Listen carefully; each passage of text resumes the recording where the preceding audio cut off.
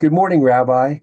In this one of our first episodes of Wake Up America, I'd like to talk about humor and the recent political cartoons that the president published showing the Obamas as apes. Now, animal portrayal of politicians has been going on for like ever, but this was decried as particularly racist. Why do you think that is?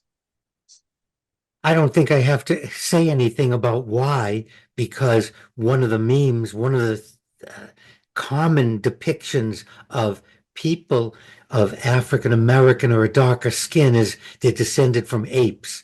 And so that started, I have no idea how far back. Just like the idea of the Jew with a hook nose or the particular facial uh, qualities and a Scotsman, they're cheap. There's always been somebody started these portrayals using humor as a way to cover up the fact that the person is hateful, is a racist. I don't want to admit that I am against French people just because I call them frogs. And there's no question that the depicting African Americans as apes is just bigotry. It's just hateful. It's not funny. Yet we want to get away with people thinking that we're not really racist. For example, the president has been depicted as any one of a number of animals in a very unpleasant manner, but none of them could be considered racist. Why? Because he's white? Because they're just using animals to portray a certain intent or attitude.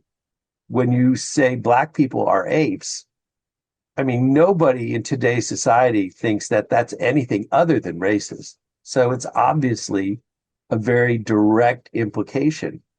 And again, it is the famous misdirection that the administration is using to draw attention away from other things. Yeah, the economy, the price of everything, Iran, the Gaza's going nowhere. The Hezbollah and the other terrorist organizations aren't giving up guns. They're not stopping.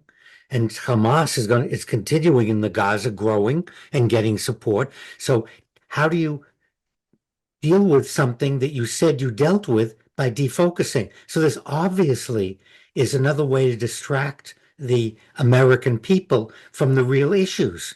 And I think it's the media is falling for it. I think they're neglecting their duty. Let's put Gaza back in the discussion. It's not going anywhere. Let's put Ukraine back in the discussion. Peace isn't going anywhere. Let's look at Iran as the enemy, as the problem. It's not going anywhere. And so, in good fashion, you want to distract everybody, defocus people, and point them in another direction. And I think we see the same thing with uh, anti-Semitism. Oh, I'm not an anti-Semite. I'm against Zionism. What kind of nonsense is that, Joe? Zionism was a political movement from the 1800s.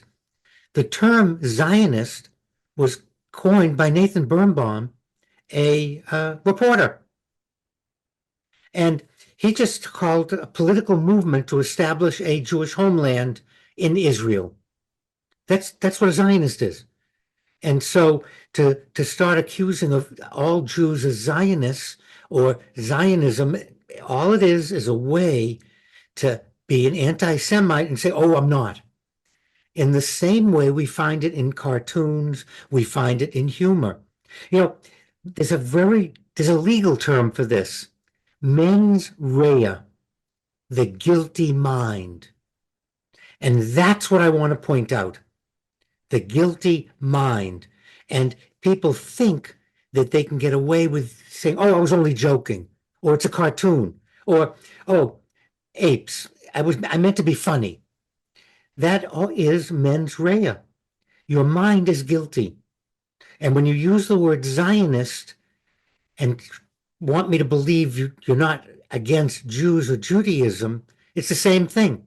You're thinking of ways to say something so that you won't be accused or you won't see yourself what you truly are, a bigoted, hateful person, using that to get into political office, to use it to gain votes, to use it to make money, to use it to make friends, to use it for gain.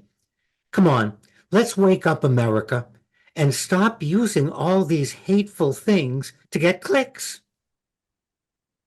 Well, one thing that clicks with me, Rabbi, is your point, and I appreciate it. I hope everyone else does. Let's look forward to a day when people can make jokes that aren't offensive and deliberate and degrading for everyone. A rabbi, a priest, and a kangaroo walk into a bar.